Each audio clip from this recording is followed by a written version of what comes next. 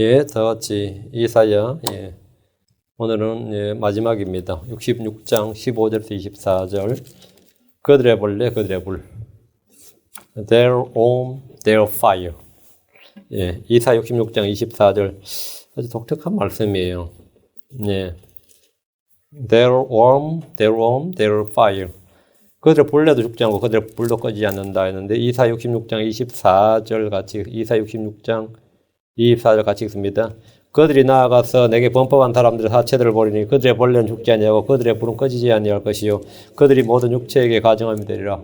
우리 주님께서 이 구절을 3번 인용하셨어요. 연속으로. 마가복음 9장 44, 46, 48절에서 그들의 벌레도 죽지 아니하고 그들의 불도 꺼지지 아니하리라.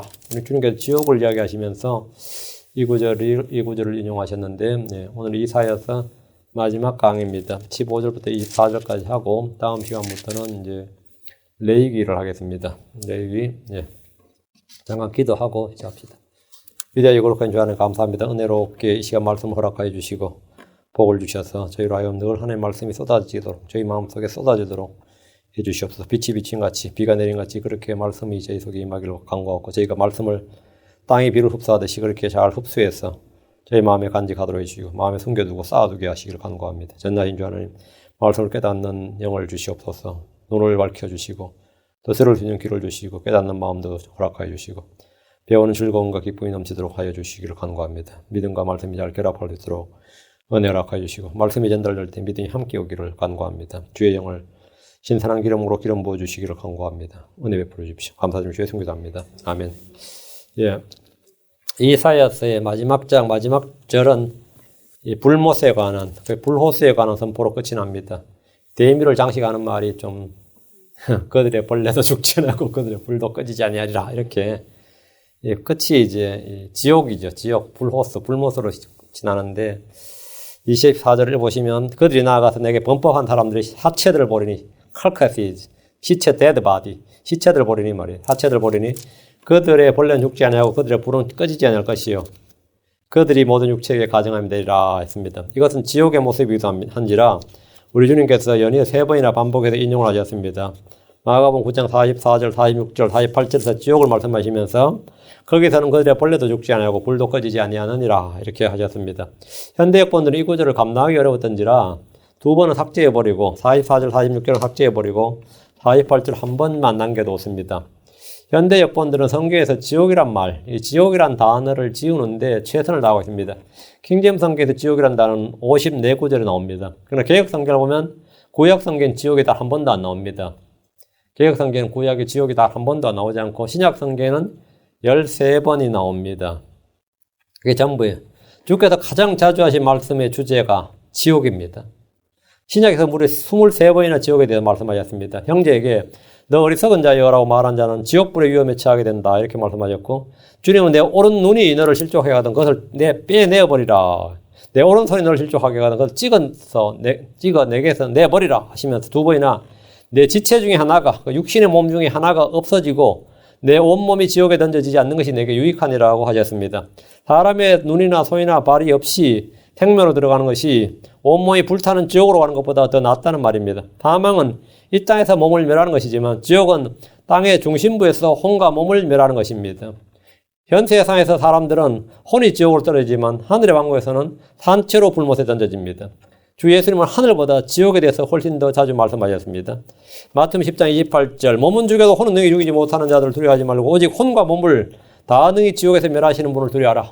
혼과 몸을 이거는 천연왕국에서죠. 혼과 몸을 다 능히 지옥에서 멸하시는 분을 두려워하라. 지옥은 본래 마귀와 그의 천사들을 위해 마련된 곳입니다. 실족해 하는 몸에 지체가 있다면 그것을 찍어내버리더라도 혼이 지옥에 가지 않는 것이 좋다 이 말입니다. 지옥이 상징적, 문학적, 비유적 표현이 아니라 실제 존재하는 고통의 장소고 불이 있는 곳이고 어둠의 장소고 사람의 혼을 멸하는 곳이기 때문에 그런 겁니다. 어떤 사람들은 지옥은 하나님과 영적 단절이고 마음이 멀어진 상태를 말하는 것이다 이런 식의 주장합니다. 교회에서도 이런 주장하는 곳이 많습니다.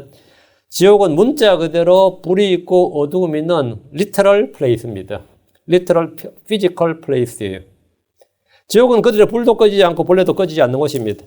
죽지 않는 곳이다 하면 산상순에서 주님은 눈과 발을 찍어내서라도 지옥에 떨어지지 않도록 하라고 하셨는데 이 말씀은 주님께서 후에 또 반복을 하셨어요. 마태복음 18장 9절 만일 내 눈이 너를 실족하게 하거든 그들을 빼어 내게서 내버리라. 내가 한눈으로 생명에 들어가는 것이 돈을 가지고 지옥불에 던져지는 것보다 내게 더 나으니라. 이렇게 하셨습니다. 캐톨릭이 말한 연옥에 대해서는 대언자들이나 사도들은 물론이고 우리 주님께서 단 한 번도 말씀하지 않으셨습니다. 그런 것은 없습니다. 주 예수님은 나사로와 지옥에 간 어떤 부자 이야기를 해주셨는데 누가복음 16장에서 그런데 이 많은 이들이 크리스천들이 말이에요. 이 기록을 읽으면서 주님께서 지옥 간 사람 실제 이야기를 하셨구나 이렇게 안 읽고 비유라 그래 버리는 거예요. 비유나 상징으로 해석해 버리면서 지옥의 문자적 실체를 부정해 버립니다. 크리스천들이 주의 말씀을 왜곡하고 변질시켜 버린 일은 어제 오늘의 일이 아닙니다. 주님 이사야 66장 24절에 기록된 불호수에 관한 말씀을 인용하셔서 연이어 3번이나 지옥의 실체를 말씀하셨습니다. 마가복음 9장 43절에 만일 내 손이 너를 실족하게 하거든 그것을 찍어내버리라. 불구가 되어 생명에 들어가는 것이 두 손을 가지고 지옥에 곧 결코 꺼지지 않을 불 속에 들어가는 것보다 내게 더 나으니라. 지옥의 저희가 뭐죠? 결코 꺼지지 않을 불 속에다 말이에요. 이게 이제 하늘의 왕국에서는 불못이 되는 거죠. 주님은 지옥이 꺼지지 않을 불 속이기 때문에 손을 찍어내버리고라도 생명에 들어가는 것이 지옥에 가는 것보다 낫다고 하셨습니다. 그리고 거기서는 그들의 벌레도 죽지 아니하고 불도 꺼지지 아니하느니라. 지옥을 만드신 분이 지옥에 대해서 말씀해 주셨습니다. 만약 발이 실족해 한다면 발을 찍어내버려 하셨는데 마가복음 9장 45절 만일 내 발이 너를 실족하게 하든 그것을 찍어내버리라. 절뚝거리며 생명에 들어가는 것이 두 발을 가지고 지옥에 곧 결코 꺼지지 않을 불 속에 던져지는 것보다 내게 더 나으니라. 이유는 지옥의 불 속에서는 그들의 벌레도 죽지 않고 불도 꺼지지 않기 때문입니다. 47절 만일 내 눈이 너를 실족하게 하든 그것을 빼내버리라. 한눈으로 하나님의 왕국에 들어가는 것이 두 눈을 가지고 지옥의 불 속에 던져지는 것보다 내게 더 나으니라. 주님은 반복해서 지옥 불 속이라고 하셨고 그곳은 그들의 벌레도 죽지 않고 불도 꺼지지 않는다고 하십니다. 크리스천들이 이 구절을 읽을 때 지옥의 두려움을 느끼지 못한다면 그는 지옥에 대해 믿지 않기 때문입니다. 하늘에 대해 읽어도 소망이 생기지 않는 것도 그 말씀을 마음으로 믿지 않기 때문입니다. 그래서 하늘에 대한 말을 들어도 소망이 없고 지옥에 대해 들어도 두려움이 없는 거죠. 그게 그냥 말은 말일 뿐인 거예요. 하나의 말씀인데 그냥 말일 뿐인 거죠. 그 실체로 인식이 안 되는 겁니다. 대언자 이사야서 66장에서 마지막 대미를 장식하는 것이 지옥, 불호수로 끝난다는 것은 이것이 사람들의 마지막이기 때문입니다. 창세기의 끝이, 창세기의 마지막 장, 마지막 절이 뭐죠? 마지막 단어가 with coffin, 관이라는 단어로 끝이 납니다. 구약의 마지막 시가 말라기죠. 말라기 책의 마지막 장, 말라기에서 마지막 절은 curse, with curse로 끝이 납니다. 그래서 참 끝이 희한하죠. coffin, curse, 이거 뭐죠? hell, 지옥. 이사야서의 마지막은 carcass, 사체, 죽음, fire, 불, 벌레 이런 게 나오는데 불호수로 끝이 납니다. 주 예수를 속 없는 사람들의 종착역이 바로 시체가 되는 것, 관이 되는 것이고 저주, 주님 오셔서 저주가 되고 불못이, 지옥과 불못입니다. 그래서 성경 끝이, 구약 성경의 끝이다 이런 식입니다. 자, 본문을 보겠습니다. 15절, 이사야서 66장 15절. 보라, 주가 불과 함께 회오리 바람 같은 자신의 병거들과 함께 임하여란 말, 온다는 말입니다. 병거들 함께 오셔서 경로로 주의 자신의 분노를 불꽃으로 자신의 책망을 나타내시라. 재림의 구절입니다. 불, 회오리 바람, 폭풍, 북쪽, 큰 구름, 경로, 불꽃 이런 어휘는 주의 임재, 그의 주의 재림을 나타내는 전형적인 구절입니다. 아주 전형적인 구절이에요. 예. 자, 이런 단어가 구절 속에 나올 때는 재림, 심판의 문맥이 대부분입니다. 보라, 주가 불과 함께 임하며 불과 함께 온다. 이 말은 어떤 이들이 좀 생소한 구절일 수 있습니다. 주께서 천사들과 함께, 주께서 자기의 성도들과 함께, 주께서 구름과 함께 오신다. 이런 말이 익숙하지만 주께서 불과 함께 오신다. 이 말은 익숙하지 않다. 이런 분들은 구약 성경을 좀 많이 읽어야 됩니다. 구약 성경을 읽지 않은 성도들입니다.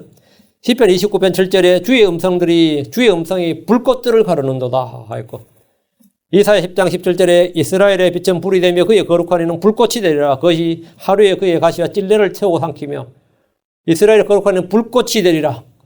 불꽃들을 가르는도다. 이 불. 이런 구절들은 주의 재림을 나타내는 구절이고 불로 징벌하시는 예언의 말씀입니다. 하박국 3장 5절에 역병이 그분 앞에서 나갔고 타오르는 숯이 그분의 발에서 나아갔도다. 여러분, 타오르는 숯이 그분의 발에서 나아갔도다. 불이죠. 이 말씀 역시 주의 재림과 주 하나님의 심판을 나타냅니다. 이사 29장 6절 만군의 주께서 천둥과 지진과 큰 소리와 폭풍과 삼키는 불꽃으로 너를 징벌하시리라. 불꽃으로 징벌하신다.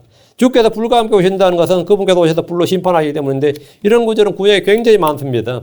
주께서 오시면 하나님을 알지 못하는 자들, 복음에 순종하지 않는 자들에게 타오르는 불로 징벌하시기 때문인데 신약성경에서는 데살로니가 후서 1장 8절에 나옵니다. 데살로니가 후서 1장 8절에 하나님을 알지 못하는 자들과 우리 주 예수 그리스도의 복음에 순종하지 아니한 자들에게 타오르는 불로 징벌하실 때 그리하시리라. 여러분, 타오르는 불로 징벌하실 때에 타오르는 불로 징벌하실 때 주의 재림이죠. 하나님은 consuming fire예요. 소멸시키는 불이시고 삼키는 불이십니다. 이사야 33장 14절 시온의 죄인들이 무수하며 두려움이 위선자들을 놀라게 하므로 그들이 말하기를 우리 가운데 누가 그 삼키는 불과 함께 가리요 우리 가운데 누가 영영이 불타는 것과 함께 가리요 하는도다. 주의 재림은 불과 함께 해오리 바람 같은 자신의 병거들과 함께 임합니다. 해오리 같은 병거들이란 말은 속도를 말합니다. 빠른 속도. 경로로 자신의 분노를 불꽃으로 자신의 책망을 나타내라. 주님께서 자신을 어떻게 나타낸다고요? 경로로 불꽃으로.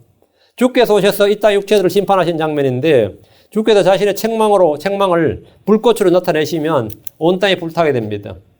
많은 사람이 그의 불에 죽게 될 겁니다.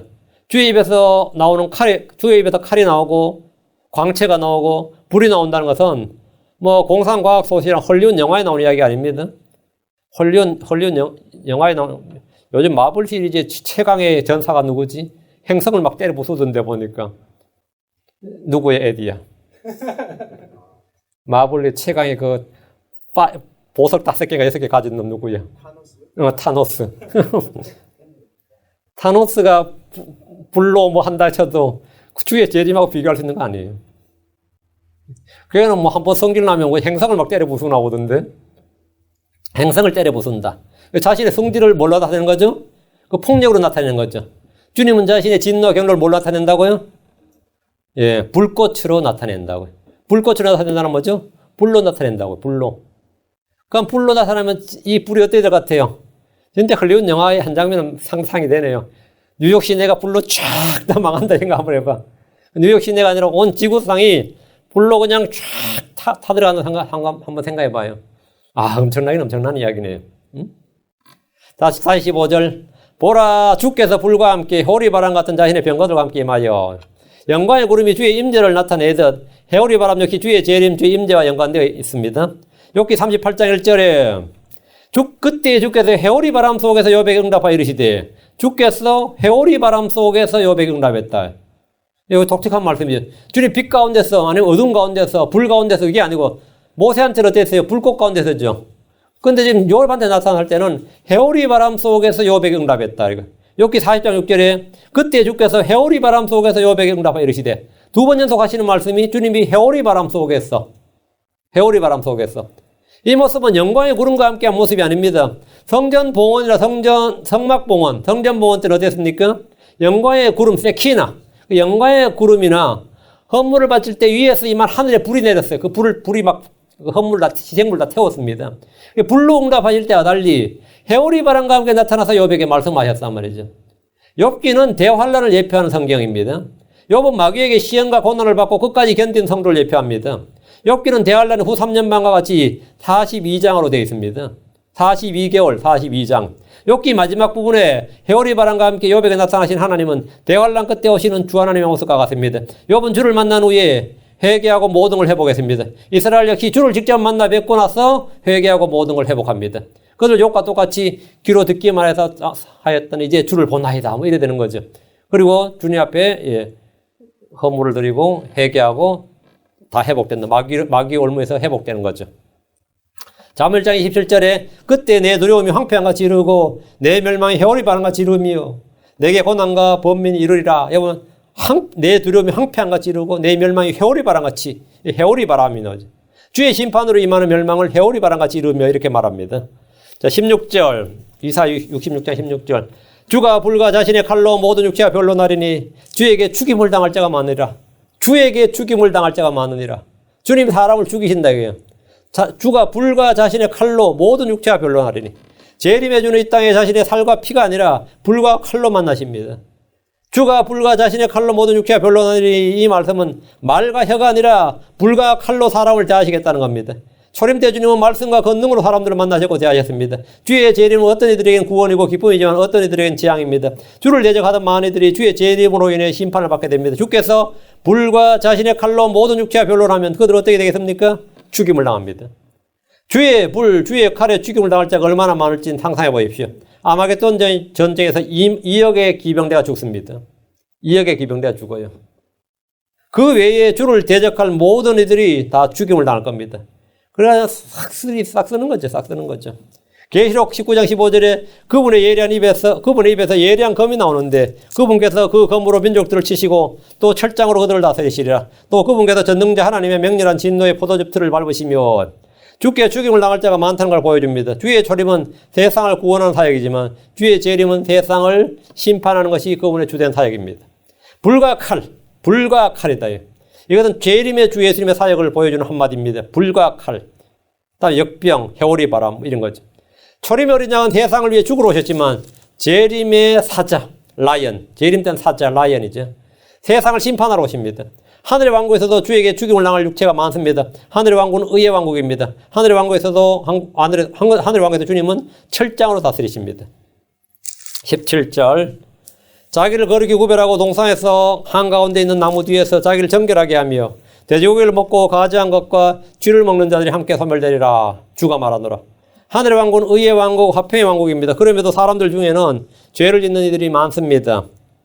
자기를 거룩히 구별하고 자기를 정결하게 하며 이 말은 주의 말씀으로 구별되는 것이 아니라 스스로 자기를 구별하고 정결하게 하는 종교 행위를 말합니다. 주께서 직접 통치하시지만 죄를 짓는 사람들은 죄를 짓습니다.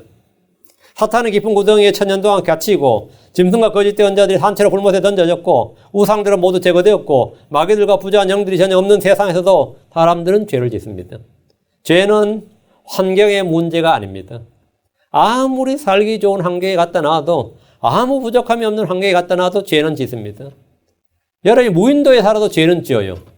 무인도에 살아도 죄는 짓고 죄는 교육의 문제가 아닙니다. 무인도에 갖다 놔도 죄를 짓는다. 그거 참 특이한 말이죠. 그럼 여러분을 감옥에 갖다 놓으면 어떨 것 같아요? 그것도 죄를 지어요. 어디서나 짓는데 하늘의 왕국에서도 죄를 짓습니다. 우리는 사람은 육신의 본성은 변하지 않습니다. 환경에 따라 변하는 게 아니다 이 말입니다. 동산에서 한가운데 있는 나무 뒤에서란 말은 마치 에덴의 동산을 연상케 하는 구절인데 에덴의 동산 한중에는 생명나무와 선악을 알게 한 나무가 있었습니다. 본문에서 말한 동산은 어디에 있는 동산인지 특정되어 있지 않습니다. 이들은 동산 한가운데 있는 나무 뒤에서 자기를 정결하게 하고 돼지고기를 먹고 과지한 것과 쥐를 먹습니다. 하필 이런 걸 먹을까 싶죠. 왜 이런 걸 먹을 것 같아요? 왜 돼지고기와 먹을 것도 많은데 과지한 것과 쥐를 먹어요? 하늘의 왕국에서는 모두가 초식입니다. 다 베지테리언이에요. 하늘의 왕국에서는 다 베지테리언입니다. 이건 구약의 율법에서 그만의 일이지만 하늘의 왕국에서 이런 상상할 수 없는 일입니다. 그날에는 뱀도 쥐를 잡아먹잖아요. 하늘의 왕국에서는 뱀도 쥐를 잡아먹지 않는다고요. 사자나 표범이나 곰도 돼지고기를 먹지 않습니다. 하늘의 왕국에서는 다시 에덴에서처럼 초식으로 돌아갑니다. 그런데 돼지고기를 먹고 과지한 것과 쥐를 먹는 자들이란 말은 음식 규례를 어긴다는 말입니다. 우리 먹자 이거예요. 먹자. 하늘의 왕국에서는 구약보다 더 엄격한 율법이 있습니다. 크리스천들 중에는 율법이 십자가에서 끝났다, 폐기되었다고 생각하는 이들이 많습니다. 하늘의 왕국에서는 모세 율법이 아니라 모세 율법은 하늘의 왕국에서 율법의 그림자입니다. 하늘의 왕국에서 율법의 실체가 나타납니다. 구약을 레위 제사장 체계 아래서 받은 율법이지만 하늘의 왕국은 멜기세덱 계열의 제사장 체계 아래서 받은 법이 있습니다. 안식일 준수가 있고 절기 준수가 있고 희생헌물이 있고 성전이 있고 제사장들이 있습니다. 주님은 다가올 좋은 일들의 대제사장으로 오셨습니다.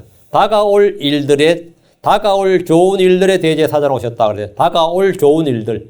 다가올이 뭐예요? 다가올. 하늘의 왕국에서 이 말이에요. 다가올 좋은 일이란 하늘의 왕국에서 있을 일들입니다. 율법은 다가올 좋은 일들의 그림자를 가지고 있지만 그 일들의 형상 그 자체는 아닙니다. 하늘의 왕국에서 그 일들의 형상 그 자체가 있습니다. 골로새 2장 17절에 그것들은 다가올 것들의 그림자이거니와 몸은 그 속에 속해 있느니라. 그것들은 율법은 말이에요. 다가올 것들의 그림자, 다가올 것들의 그림자. 그럼 실체는 어디 있다는 거죠? 천연왕국에 있는 거죠. 몸은 그 속에, 우리 교회는 뭐라고? 그 속에 속해 있다고요. 구약의 율법의 실체는 천연왕국에 있고 교회는 뭐라고요? 그리스도의 몸에 그 속에 속해 있다. 다가올 것들의 그림자란 말씀에 주목하시고 이것은 교회 시대가 아니라 하늘의 왕국에서 올 것들입니다. 그런데 이들은 동산 한가운데 있는 나무 뒤에서 돼지고기를 먹고 가장각과 쥐를 먹습니다. 그냥 고의적으로 죄를 짓는 거죠. 숨어서. 하늘의 왕국에서 죄인들의 모습입니다. 하늘의 왕국에서 사람들은 주를 대적해 죄를 짓게 되면 소멸됩니다. 함께 소멸되리라. 죽는다는 말입니다. 바로 굴못으로 던져지는 거예요. 심판은 지체하지 않습니다. 육신의 죄성과 범법은 환경이 아무리 좋아도 없어지지 않습니다. 마이가 없는 세상, 전쟁이 없고 식량 부족이 없는 완벽한 환경에서 살아도 사람들은 여전히 죄와 불법을 행합니다. 하늘의 왕국으로 들어온 사람들, 하늘의 왕국에서 태어난 사람들은 주를 알고 주를 배우고 주의 법을 따라서 살아야 구원받습니다. 하늘의 왕국에서는 모세의 율법과 같은 그림자가 아니라 그 율법의 실체인 주님의 입에서 나오는 법을, 말씀을 받아야 삽니다. 절기와 안식일 준수가 있고 희생 헌물을 드린 제단과 성전이 있습니다. 그날엔 제사장들이 있습니다. 민족들은 주를 경배하기 위해서 예루살렘으로 올라와야 됩니다. 18절 내가 그들의 행위와 그들의 생각을 아노라. 내가 모든 민족들과 언어들을 모으리니 그들이 와서 나의 영광을 보리라. 주께서 내가 그들의 행위와 생각을 아노라 했죠. 그들의 행위와 생각은 주를 대적하려는 생각입니다. 사람들은 기본적으로 주를 거역하려고 대적하려는 생각을 가지고 있습니다. 육신을 따르기 때문입니다. 육신적인 생각은 성령을 거슬러 대적합니다. 욥기 11장 11절에 그분께서 허망한 사람들로 하시고 사악함도 보시나니 그런즉 그분께서 그것을 깊이 생각하지 아니하시겠느냐. 하나님은 사람들을 허망한 것들을 보시고 사악함도 보시고 생각들을 다 아신다. 생각과 상상을 다 아신다 이거예요. 주님은 허망한 사람들, 악한 사람들도 아시고 그들의 허망함, 사악함을 보십니다. 사람들의 생각은 어려서부터 항상 악합니다. 이것은 환경이 바뀌고 제도가 바뀐다고 해결되지 않습니다. 어떤 사람들은 자기가 죄를 짓는 것은 어려운 환경 때문에 살기 힘든 사정 때문이라고 말합니다. 그렇게 주장을 합니다. 그러나 사람이 죄를 짓는 것은 그런 것 때문이 아닙니다. 에덴에서 여자는 자기가 죄를 지은 것은 마귀 때문이라고 했습니다. 아담은 여자 때문이라고 했습니다. 사람은 다 핑계를 잡고 변명을 하지만 사람이 죄를 짓는 것은 자신의 선택이고 결정이고 자기 안에 있는 죄성에서 기인합니다. 자기 안에 있는 죄성에서 기인해요. 시편 94편 11절 주께서는 사람의 생각들을 아시며 그것들이 헛된 줄을 아시느니라. 주께서는 사람들의 생각을 아신다고요. 그것들이 헛된 줄을 아시느니라. 주께서는 사람들의 생각들을 다 아십니다. 사람들의 생각은 어려서부터 항상 악합니다. 사람들의 마음은 모든 것보다 거짓되고 극도로 사악합니다. 주께서 내가 하노라 하신 말씀대로 주님은 우리의 생각과 상상을 다 아시고 보시며 기록하십니다. 시편 139편 2절에 주께서 나의 앉고 일어서는 걸 아시고 멀리서 나의 생각을 이해하시며 나의 앉고 일어서는 것 멀리서 나의 생각을 아신다. 다시 8절 내가 모든 민족들과 언어들을 모으리니 이 말씀은 종교 통합, 인종 통합, 언어 통합, 민족과 국가까지 다 통합하려는 오늘날 에큐메니칼 운동을 주께서 친히 하시겠다는 겁니다. 이 시대의 에큐메니칼 운동은 거짓이죠. 그날에 주님이 그들을 다 모은다는 거예요. 모든 민족들과 언어들을 모으리니. 처음에 바벨을 쌓았던 사람들의 목표가 하나됨, 흩어짐을 면하자는 것이 목적이었습니다. 창세기 11장 4절에 또 이르되 자 우리가 우리를 위하여 도시와 탑을 세우고 탑의 꼭대기를 하늘에까지 닿게 하며 우리가 우리를 위하여 이름을 내고 이로써 온 지면에 널리 흩어짐을 면하자. 그래서 여러분 유로화 보면 바벨탑을 유로와 그림에 그려놨죠. 유럽은 유나이티드, 뭉치자. 흩어짐을 면하자 이거예요. 응? 우리는 흩어져서는 안 된다. 그래서 이로써 온 지면에 널리 흩어짐을 면하자. 이러면서 그들의 상징이 보면 바벨탑입니다. 바벨탑이에요. 주님은 사람들을 온 지면에, 온 땅의 지면을 흩으셨습니다. 언어를 나누셨고 민족들을 나누셨습니다. 그러나 사람들은 끊임없이 하나가 되고자 애를 쓰고 있습니다. 주께서 그들을 모으시겠다고 하십니다. 모든 민족들과 언어들을 모으시는 것은 복지를 위한 통합, 더 나은 세계를 건설하기 위한 통합이 아닙니다. 하나님께서 이들을 하나로 모으시는 것은 이들을 한데 묶어서 심판하시기 위해서입니다. 스바냐 3장 8절에 주가 말하노라. 그러면 내가 일어나서 그 탈침으로 이르는 날까지 너희는 나를 기다리라. 내가 왕국들을 모으려고 민족들을 모아서 그들 위에 내 경로 곧 내 모든 맹렬한 분노를 부으려고 결심하였나니 온 땅이 내 질투의 불에 삼켜지리라. 여러분, 내가 왕국들을 모으려고 민족들을 모아서 어떻게 하겠다는 거예요? 맹렬한 분노를 붓고 온 땅이 내 질투의 불에 삼켜지리라. 그들을 다 심판하시기 위해서 모은다는 거예요. 그러니까 주님께서 에큐메니칼 운동의 목표는 뭐라고요? 멸망입니다. 심판이에요. 우리 교회는 절대 에큐메니칼에 참여해서는 안 됩니다. 뭐 교회 일치 운동이니 종교 통합 운동이니 무슨 하여튼 통합 일치하면 우린 분열 반대요. 우린 분리입니다. 주님께서 나누어 놓으셨다고. 이런 체제 속에 들어가지 못하는 한 국가가 있는데 주님께서 한 국가, 한 민족 모든 걸 하나로 모을 때 이 세상이 하나가 될 때 거기 통합되지 못한 한 국가, 한 민족이 이스라엘입니다. 이스라엘은 아랍 연맹에 속할 수가 없어요. 국제연맹에도 속할 수가 없습니다. 그렇다고 어느 나라가 이스라엘과 동맹을 맺거나 연합을 추구한 나라가 따로 있는 것이 아닙니다. 그러나 그들은 전혀 두려워할 필요가 없습니다. 어떤 나라와 결합하지 않았다고 해서 두려워할 필요가 없다 이거예요. 18절 그들이 와서 나의 영광을 보리라. 적그리스도 연맹 마귀를 통해 맺어진 동맹은 주의 오심을 통해 멸망합니다. 이들은 모두 재림하신 주 예수님의 영광을 보게 됩니다. 나의 영광을 보리라 이 말은 주의 재림, 주의 권능, 주께서 집행하시는 심판을 본다는 말입니다. 하늘에서 자신의 군대를 끌고 오시는 주 예수님의 영광을 볼 때 전능자의 큰 날에 모인 적그리스도의 군대는 전멸당하게 됩니다. 그들은 다 전멸합니다. 19절 또 내가 그들 가운데 표적을 세우고 그들로부터 도피한 자들을 민족들에게 곧 다시스와 부울과 활을 당기는 룩과 두발과 야완과 또 멀리 떨어진 섬들 즉 나의 명성을 듣지도 못하고 나의 영광을 보지 못한 섬들에 보내리니 그들이 나의 영광을 이방인들 가운데서 밝히 보이리라. 여기 언더라인. 나의 명성을 듣지도 못하고 나의 영광을 보지 못한 섬들에 보내리니 그럼 이때도 뭐가 있어요? 전도가 있죠. 전도가 있죠. 그러니까 주께서 재림하셨다. 주께서 초림하셨다는 거는 목자들이 제일 처음에 먼저 전했고요. 다음에 동방의 박사들이 와서 전했어요. 그러니까 주께서 재림하셨다. 그러니까 나의 명성을 듣지도 못하고 나의 영광을 보지도 못한 섬들에게 보내리니 그들이 누구냐면 다시스, 불, 룻, 두발, 야완 이런 나라, 이런 섬들이에요. 이리로 주님이 뭔다고요? 나의 명성을 듣지도 못하고 나의 영광을 보지 못한 사람들에게 보내리니 여기서 왕국 복음이 전하는 거. 하늘의 왕국이 세워진다. 주님이 오셨다. 재림하셨다. 그들이 나의 영광을 이방인들 가운데서 밝히 보이리라. 이게 전도입니다. 지금 전도와 많이 다르죠? 주의 재림 때 주의 영광을 보지 못한 자들은 주께서 그 영광을 본 자들을 통해 증언하게 하십니다. 주의 재림의 소식은 온 땅에 순식간에 삽시간에 퍼질 겁니다. 주께서 아마겟돈에서 적그리스도와 이 땅의 왕들의 군대로 완전히 멸해버린 사건은 온 세상에서 가장 뜨거운 뉴스가 될 겁니다. 요즘도 세상의 뉴스가 얼마나 빨리 퍼져요.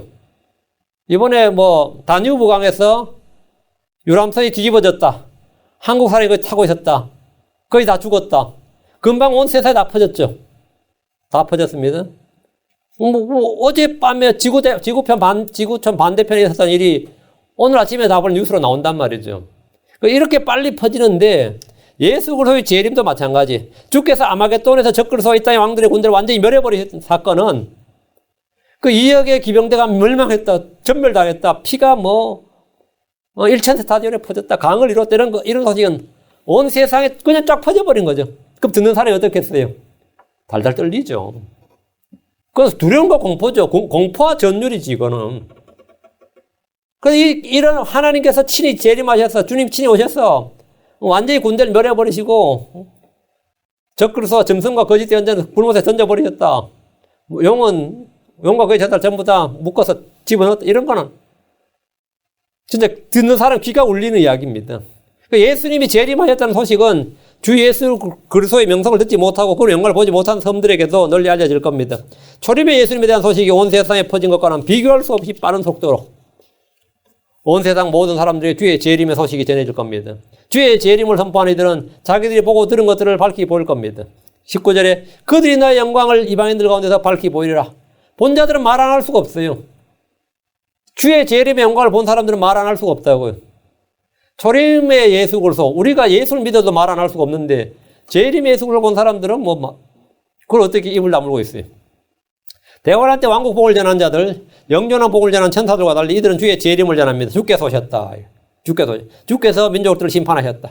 주께서 그들이 와서 나 영광을 보려고 하는 그들 중에 도피한 자들은 주의 두려움을 온 세상에 전하게 될 것이고 듣는 이들은 귀가 울리고 마음이 떨리고 속에서부터 마음이 녹아날 겁니다. 이것은 출애굽 때 가나안 땅의 사람들이 들었던 두려움과 비교할 수 없는 겁니다. 다시스, 불, 룻, 두발, 야완과 멀리 떨어진 섬들에 주의 재림의 소식이 전파됩니다. 이거 엄청난 이야기지. 20절 주가 말하노라 이스라엘 자손이 헌물을 깨끗한 그릇에 담아 주의 집으로 가져오는 것 같이 그들이 너희의 모든 형제들을 모든 민족들에게 취하여 말과 병거와 가마, 노새와 빠른 짐승에 태워 나의 거룩한 산 예루살렘으로 데려다가 주에게 헌물로 드릴 것이요. 주께서 오시면 율법이 다시 시행되는 장면입니다. 이스라엘 자손은 헌물을 깨끗한 그릇에 담아 주의 집으로 가져옵니다. 이와 마찬가지로 이건 하늘의 왕국이 세워진 성전이에요. 에스겔서 마지막 부분에 이 성전에 대해서 상세하게 설명하고 있습니다. 에스겔 40장 이후로 보시면 돼요. 헌물과 희생물, 분향 등 구약의 율법 아래서 행해지는 일들이 하늘의 왕국에서 다시 행해집니다. 안식일과 월삭과 절기준수가 다시 실행됩니다. 주의 집이란 말은 천년왕국의 성전입니다. 에스겔 성전이고, 지금 이스라엘이 예루살렘에 건축하려는 성전은 적그리스도의 성전입니다. 그것은 적그리스도가 자신을 하나님처럼 보이고자 활용하는 성전입니다. 주께서 재림하시면 성전이 세워지고, 이곳은 주께서 친히 거하시며 모든 민족들이 거하는 기도하는 집이 됩니다. 이스라엘뿐 아니라 온 세상의 모든 민족들이 말과 병과 가마, 노새와 빠른 짐승의 헌물을 실어서 예루살렘으로 보냅니다. 주께 경배하기 위해서 민족들이 예루살렘으로 막 몰려듭니다. 나의 거룩한 예루살렘으로 데려다가 주에게 헌물을 드릴 것이요. 이 말대로 이방인들이 주께 헌물을 드린다는 겁니다. 이방인들이 우상 숭배를 멈추고 주 하나님께 경배하며 헌물을 드린 장면인데, 이것이 바로 하늘의 왕국에서 종교 통합, 종교 일치입니다. 한 종교밖에 없는 거죠. 21절.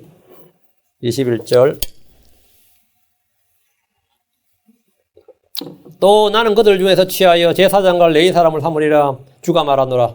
이 구절은 구약과 하늘의 왕국에서 행해진 율법의 차이입니다. 구약에서는 아론의 씨, 아론과 그의 씨가 제사장 직분을 독점을 했습니다. 나머지 누구도 그거 탐내면 안 돼요. 레위 제사장 체계입니다. 그런데 하늘의 왕국에서는 아론의 아들들이 아닌 사람들을 주께서 제사장과 레위 사람으로 삼으시겠다. 심지어 이방인들도 제사장으로 삼으시겠다는 거예요.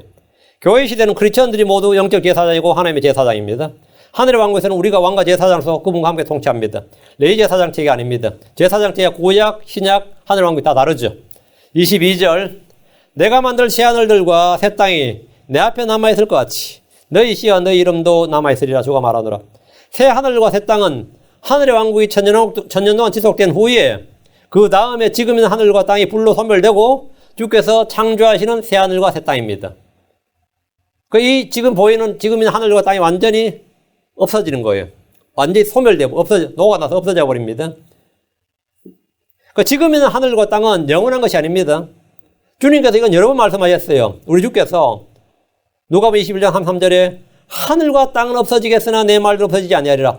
하늘과 땅은 없어지리라. 그러나 내 말도 없어지지 아니라. 주님이 말씀하셨다고. 하늘과 땅, heaven and earth pass away. 하늘과 땅은 없어지리라. but 그러나 내 말들은 없어지지 아니하리라. 없어진다고 말씀하셨어요. 마태복음 24장 35절에도 하늘과 땅은 없어지리라. 그러나 내 말들은 1.1로 떨어지지 아니하리라. 이런 식으로 말씀하셨죠. 또 마태복음 5장 18절에 하늘과 땅이 없어지기 전에는 누가복음 6장 16장 17절 하늘과 땅이 사라지는 것이 이런 말씀이 있습니다. 하늘과 땅은 사라진다고. 지금 있는 하늘과 땅은 불과 함께 그 원수들까지 다 녹아서 사라집니다. 없어집니다. 모두 주께서 하신 말씀입니다. 그런데 첫 번째 하늘과 땅, 창세기 1장 1절에 나왔던 하늘과 땅은 없어지진 않았죠. 물로 멸망해서 물에 덮여 있었던 거죠. 물에 덮여 있다가 물을 이제 갈라서 아래 위로 갈라서 공창이 생기고 지금 있는 하늘과 땅이 된 거죠. 그리고 이 지금 있는 하늘과 땅은 처음 있는 하늘과 땅이에요. 이것이 불로 다 녹아서 원소가 멸해지고 나면 새 하늘과 새 땅이 되는데, 그럼 하나님께서 또 새 하늘과 새 땅으로 가면 또 한 번 언제가 때가 되면 또 한 번 그렇게 할 것 같아요. 어떨 것 같아요? 전에도 했으니까. 근데 그렇게 안 한다 이거예요. 내가 만들 새 하늘과 새 땅 하는데 내가 만들 새 하늘과 새 땅이 내 앞에 남아있을 것 같이. 이건 남아있는다 이거. 그리고 너희 씨와 너희 이름도 남아있으리라. 이젠 재창조 없다 이거예요. 이게 마지막이야. 그 새하늘과 새 땅 이거는 마지막이고 재창조 없다 이거예요. 내가 만들 새하늘과 새 땅이라고 하시는데 아직 만들지 않으셨습니다.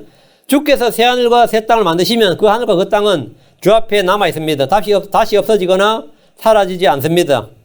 처음 하늘과 땅은 물로 멸망했습니다. 지금 있는 하늘과 땅은 불로 소멸합니다. 그러나 새하늘과 새 땅은 주 앞에 계속 남아 있다 이 말이에요. 이와 같이 너희 씨와 너희 이름도 남아 있으리라. 이제 더 이상 멸망 이런 거 없다 이런 거죠.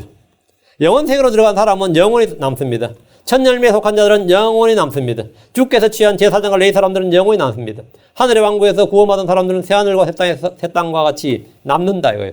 이 3절 주가 말하노라. 월삭부터 다음 월삭까지 안식일부터 다음 안식일까지 모든 육체가 주 앞에 나와 경배할 것이요. 월삭부터 다음 월삭까지 뭐죠? 주 30일 말이에요. 안식일부터 다음 안식일 주 7일. 예. 그 하늘의 왕국에서 경배입니다. 월삭보다 다음 월삭까지란 말은 30일을 말하는데 성계의 원력은 태음력입니다. 태양력이 아니라 태음력이에요. 태양력은 365일이죠. 지금 365일 약간 넘는데 하늘의 왕국에서는 1년이 360일 체가 될 겁니다. 그거는 대환란 때 엄청난 격변이 일어나면서 지축이 다시 바로 서거나 어떤 이유로든 어쨌든 간에 5일이 줄어듭니다. 365일이 아니라 360일 책으로 바뀝니다. 그러니까 노아 홍수 이전에도 360일 책이었을 겁니다. 노아 홍수로 지금 365일 책이 된 거죠. 그리고 하늘의 왕국에서는 다시 360일 책으로 해서 태음력이 정확히 맞는 거죠. 지금은 음력이 안 맞잖아요. 음력이 지금. 왜? 5일 차이가 나니까 안 맞죠. 지금은 365일 태양력체, 양력체계지만 그때는 360일 체가 됩니다. 안식일부터 다음 안식일까지 7일 체계인데 요거는 창세로부터 지금까지 바뀐 적이 없습니다. 특이하게도 이거 바뀐 적이 없어요. 7일 체계는. 옛날에 황제들은 이 7일 체계를 바꿔보려고 굉장히 애를 많이 썼습니다. 뭐 꼭 주 7일일 필요가 있느냐. 주 6일은 어떤가, 주 5일은 어떤가, 뭐 주 8일은 어떤가 별짓을 다 해봤어요. 근데 이게 안 돼요. 딱 그냥 주 7일로 다시 돌아와요. 나폴레옹 같은 프랑스의 나폴레옹도 이 주 7일 체계를 한번 바꿔보려고 애를 썼어요. 주 7일 체계를. 근데 사람 몸은 기본적으로 주 7일 체계가 맞아요. 이거는 어느 나라, 이건 뭐 종교가 유대교든 뭐 필요 없어. 무조건 주 7일 체계예요, 이거는. 이건 바꿀 수가 없는 거예요. 어느 나라도. 그냥 주 7일 체계예요. 그러니까 모든 육체가 내 앞에 와서 경배한다. 근데 이 땅의 모든 사람이 매일 주 앞에 나와 경배한다 이 말이에요. 30일에 매월 30일. 다음 안식일부터 다음 안식일까지. 안식일부터 다음 안식일까지. 매주 주 7일. 그럼 매일이란 말이지, 이 말은. 1년 360일 매일 주 앞에 와서 경배한다 이거예요. 유대인들은 보통 하루 3번 예루살렘 향해 기도했습니다. 하늘의 왕국에서는 땅의 모든 사람이 주 앞에 나와 경배합니다. 명절에는 예루살렘으로 직접 올라와서 경배를 드립니다. 24절. 그들이 나아가서 내게 범법한 사람들의 사체들을 보리니 그들의 본래는 죽지 아니하고 그들의 불은 꺼지지 아니할 것이요 그들이 모든 육체에게 가증함이 되리라. 주께 경배한 사람들이 이제 관광지 돌듯이 한번 보는 게 뭐냐면 불못을 한번 보는 거예요. 그 불못에 누가 있다고요? 주께 범법한 사람들의 사체를 보는 거예요. 눈에 보인다고요. 불못은 지하에 있는 게 아니라 어디 있는 거죠? 지상에 있는 거죠. 에돔에 있습니다. 불못의 정확한 위치는 에돔에 있습니다. 범법한 사람들 사체들을 보리니 그들의 본래는 죽지 아니하고 그들의 불은 꺼지지 아니할 것이요. 야, 이거 보면 진짜 어떨 것 같습니까? 이 불못에 타는 사람들을 직접 본다면 여러분 어떤 생각이 들 것 같아요? 아, 끔찍하지요. 그런데 사람을 보는 게 아니라 뭘 본다고요? 그들의 본래를 본다 이거예요. 그들이 모두 육체의 가장이 되리라. 요거는 지금 대부분의 주석가들이나 목사님들도 이 부분에도 그냥 막혀요. 그들의 본래는 죽지 않고 이 부분이 해석이 안 되는 거예요. 그들의 불은 꺼지지 아니할 것 이건 해석이 되는데 앞에도 되고 그들이 나아가서 내게 범법한 사람들의 사체를 보리니 이거 이해되죠? 그들의 본래는 죽지 아니하고 지옥에 무슨 본래가 있냐고요. 그들의 본래는 죽지 아니하고 그들의 불은 꺼지지 아니할 것이요. 그들의 불은 꺼지지 않을 것이요. 사체에 붙은 불이 꺼지지 않는다고요. 그것도 이해되죠? 그들이 모두 육체의 가장이 되려는데 여러분 모든 주석서를 한번 살펴보셔도 이 부분은 대부분 다 해석 불가예요. 이것은 주께서 지옥에 대해 말씀하실 때 3번에 인용한 구절이니까 마가복음도 이 구절이 나오는데 해석 불가죠. 그러니까 주님께서 이걸 3번 인용하셨다고 연속으로. 정확히 말하면 불못입니다. 땅 아래 있던 지옥이 그날에는 땅 위 에돔으로 올라오는 겁니다. 불못이 되는 겁니다. 예루살렘에 경배하러 온 사람들이 에돔에는 불못과 그 속에는 범법한 사람들을 보는 거예요. 그 사체들을 보는데 불못에 있는 사람들의 본래는 죽지 않고 불은 꺼지지 않는다예요. 자, 산채로 불못에 던져졌다고 봅시다. 산채로 불못에 던져졌어요. 산채로. 그러면 불에 육체가 금방 어떻게 되겠어요? 타버리죠. 타버리죠. 그러면 뭐 수체가 흔적도 없이 타버릴 텐데 본래는 뭐냐 이거예요. 그럼 혼은 잘 안 보이잖아요. 혼은. 이 불못에 있는 사람들 본래는 죽지 않는다. 불은 꺼지지 않으면 그들이 모두 육체의 가장이 된다는데, 자, 요거는 그 의미를 깨닫지 못하는 말씀, 뭐 난해한 구절, 뭐 이런 데서 제일 나오는데 잘 이해하셔야 됩니다. 우리 교회에서는 이거 아무것도 안 해요. 일단 본문을 잘 봐야 됩니다. 사람들은 뭘 보죠? 사체를 봐요. 사체를 보면 불못에서 불을 보고 사체를 보는 거죠. 그건 눈에 보여요. 사체가 보인다고. 근데 사체가 타서 없어져야 될 거 아니에요. 사체가 흔적도 없이 용광로인데도 뼈도 없이 다 녹아보고 없어져야 되는데 이 불못에 던져진 사체들이 안 꺼지는 거, 이게 불못에 시체가 소각되고 없어져야 되는데 이 불못에 뭐 어떻게 된 건지 사체가 보이는 거예요. 그 사체를 본단 말이에요. 사체를 본다잖아요. 내게 범법한 사람들이 뭘 본다고요? 혼을 본다가 아니에요. 사체를, 시체 본다고요. 사체가 그럼 못 되는 건 녹아 없어지지, 그 뜨거운 불에도 녹아 없어지지 않았다는 말이죠. 그러면 사체가 어떤 모습일 것 같아요? 자, 잘 보세요. 여러분이 쓰레기 소각장에 불타고 있는 쓰레기들을 보면 어떻게 되죠? 나무나 물 던지면 녹아 타면 막 타가 형체가 없어지죠? 형체가 없어지죠? 그럼 저거 뭐냐면 방금 보자 쓰레기였다 그랬죠. 어떤 건 뻘겋죠? 양동이를 집어 던져보면 막 뻘겋지. 그래서 막 녹아나가지고 이제 그 하나가 막 녹아났죠. 그러니까 소각장에 불타고 있는 쓰레기들을 보는 것처럼 불타고 있는 사체들을 보는데 이게 무슨 일인지 특이하게 불이 꺼지질 않습니다. 부활한 몸은 흙이 아니기 때문에 뜨거운 불에도 소멸되지 않습니다. 사체에 붙은 불을 그들의 불 이렇게 말하는데 그들의 불은 꺼지지 아니할 것이요. 이래서 그들에게 붙은 불이란 말이죠. 이 말씀은 몸이 불꽃 가운데 타지만 몸에 붙은 불이 꺼지지 않았다 이 말이에요. 누가복음 16장에 지옥에 간 부자는 혼이 불꽃 가운데서 고통을 받았는데 둘째 사망을 하면 그 몸이 불이 붙어버립니다. 그들의 벌레는 죽지 않을 것이요. 이 말씀은 그들의 사체가 그들의 벌레다 이거예요. 혼이 있는데, 혼은 살아있죠. 혼이 있는데 몸은 죽어 있어요. 혼은 살아있는데 몸이 죽어 있으면 그 몸은 뭐죠? 몸이 아니라 뭐가 되는 거죠? 사체가 되죠. 그 살아있는 혼에 있는 죽은 몸을 벌레라 그럽니다. 그 리빙 소울에 있는 죽은 몸을 뭐라고요? 벌레라고 그런다고. 예. 그래, 그들의 벌레 죽지 아니할 것이오 말은 그들의 사체를 거는 말입니다. 일반적으로 말하면 불에 타면 우리 육체는 그냥 죽고 소멸됩니다. 그러나 그들의 사체는 둘째 사마의 참몸 이런 거는 말이죠. 뜨거운 지옥불에 결국 소멸되지 않습니다. 불못의 뜨거운 불 속에서 사는 죄인들의 몸을 걸어서 그들의 벌레라고 합니다. 이는 몸의 형상이 불에 의해서 벌레와 같이 변하기 때문입니다. 벌레 모습을 갖게 되는 거예요. 벌레가 사람이란 사실은 다음 구절에서 명확히 알 수 있습니다. 욥기 25장 6절에 하물며 벌레인 사람이 어떠하겠느냐 벌레인 사람의 아들이 어떠하겠느냐 하니라. 벌레인 사람의 아들, 벌레다.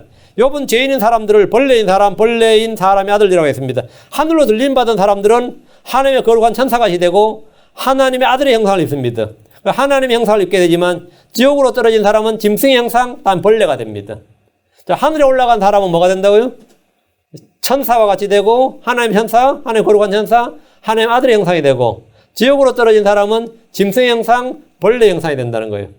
시편 22편 6절 그러나 나는 벌레요 사람이 아니오니 사람들의 비방거리요 백성의 멸시거리니이다. 이 구절은 우리 주님께서 십자가에 못 박히시고 우리의 죄를 담당하신 때의 모습입니다. 우리의 죄를 담당하신 때는 죄인들의 모습은 뭐냐? 벌레다 이거죠.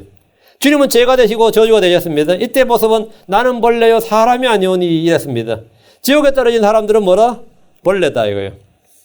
벌레다. 이사야 41장 14절 너 벌레 야곱아 너희 이스라엘 사람들아 두려워하지 말라. 내가 너를 도우리라. 주 곧 내 구속자 이스라엘의 거룩한 이가 말하노라. 야곱은 벌레입니다. 이스라엘은 사람입니다. 그리스도가 없는 사람, 하나님 없는 사람들은 벌레입니다. 벌레란 표현이 사람의 아들 죄를 담당하신 주님 자신 육신의 이스라엘, 야곱. 그게 바로 벌레란 말입니다. 그게 벌레다 이거예요. 그들의 벌레란 말씀입니다. 벌레가 사람을 일컫는다는 사실을 감명하게 알 수 있습니다. 지옥으로 가는 사람들 보십시오. 지옥에 누가 있습니까? 10편 19편 17절에 보면 사악한 자들은 지옥으로 돌아가고 하나님을 잊어버린 모든 민족들도 그러하되 사악한 자들 하나님을 잃어버린 민족들이 그리 갑니다.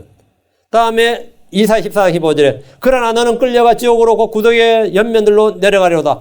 거기 이건 마귀죠. 마귀가 지옥에 있습니다. 다음 계시록 20장 15절 누구든지 생명책에 기록된 것을 들어지 않는 자는 불못에 던져지더라. 생명책에 기록되지 않는 자 불못에 던져집니다. 그렇죠? 다음 베드로서 2장 4절 하나님께서 죄를 지은 천사들을 아끼지 아니하사 지옥에 던지시고 어둠의 사슬에 넘겨주어 심판 때까지 예비해 두셨으며 죄를 지은 천사들도 지옥에 있습니다. 범죄한 천사 지옥에 있어요. 자, 불못에 누가 있는지 보십시오. 불못에 누가 있느냐. 계시록 19장 20절 짐승이 잡히고 또 그 앞에서 기적들을 행하던 거짓된 자도 그와 함께 잡혔는데 그는 짐승의 표를 받은 자들과 그의 형상에게 경배하던 자들 기적들로 소개된 자라. 이 둘이 산채로 유황으로 불타는 불호수에 던져지고 짐승과 거짓된 자가 불호수에 있습니다.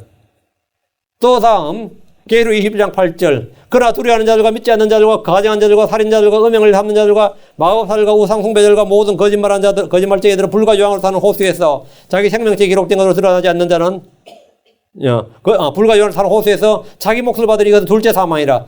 둘째 사망에 처해진 자들은 모두 불못에 있습니다. 다음 계시록 다음 계시록 20장 15절 누구든지 생명책에 기록된 것으로 드러나지 않는 자 불로에 던져졌더라. 생명책에 기록되지 않는 불로스에. 그 이제 지옥에 가는 자들과 불로에 던져진 자들이 딱딱 기록되어 있죠. 기록되어 있어요.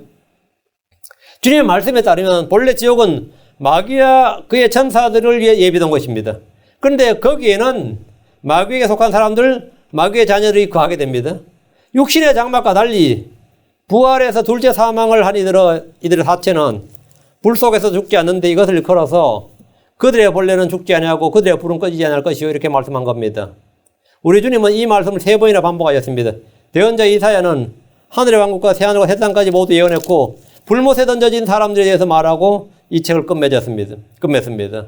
오늘 여기서 이사야를 마칩니다.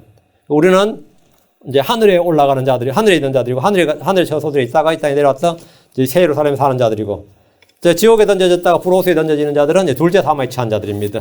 이것은 딱 구분이 되는 거죠.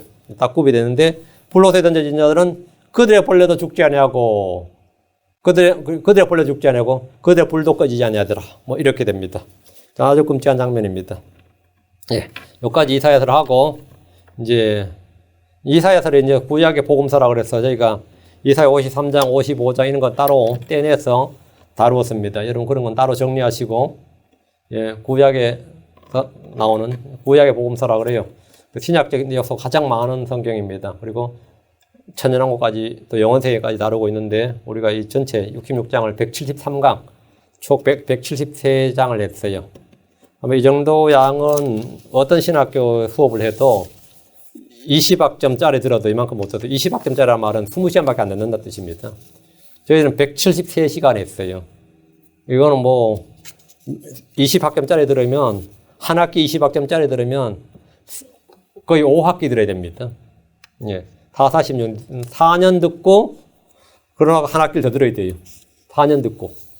그러니까 근데 그렇게 공부하는 학교는 전혀 없습니다. 전 세계 어디도 없어요. 예.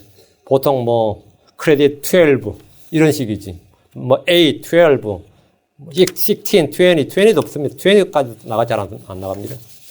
그러니까 여러분이 이렇게 공부한 양이 엄청납니다. 양이 지금 엄청나요. 우리 양이. 창세기가 지금 175강, 출애굽기가 그 정도 한 180강 정도 되고 지금 이사야가 지금 173강 뭐 이런 식으로 우리가 막 170이 기본으로 이렇게 왔다 갔다 하는데 양이 많기 때문에 꾸준히 평소에 하루에 한두 강씩 꾸준히 하면 금방입니다. 그렇지 않으면 다 못해요. 여러분 꾸준히 공부하시기 바랍니다. 마치겠습니다. 기도합니다. 위대하시고 근조하는 감사합니다. 하나님께서 은혜와 복을 주셔서 저희가 하나님 주신 말씀을 이제 책 한 권을 이사야 책 한 권을 뗐습니다. 이제 다음 시간부터 레이기를 하고자 합니다. 하나님께서 계속해서 지혜와 계시를 주시고 깨닫는 마음을 주시옵소서. 당기에 기록된 모든 말씀을 저희가 남김없이 다 공부하기를 원합니다. 주님 오시는 그날까지 기록된 모든 말씀을 공부할 수 있도록 그리고 다 깨달을 수 있도록 다 믿을 수 있도록 그리고 이 말씀을 다 사용할 수 있도록 인도해 주시고 저희 이 말씀을 따라 살 수 있도록 도와주시고 전능하신 주 하나님 말씀의 위대함 그 크심 경이로움 권능 영감 신성 이런 것을 하나님 저희가 다 깨달아 알 수 있도록 인도해 주십시오. 말씀의 부유함을 저에게 보여주십시오. 감사드리며 주의 성기도합니다. 아멘.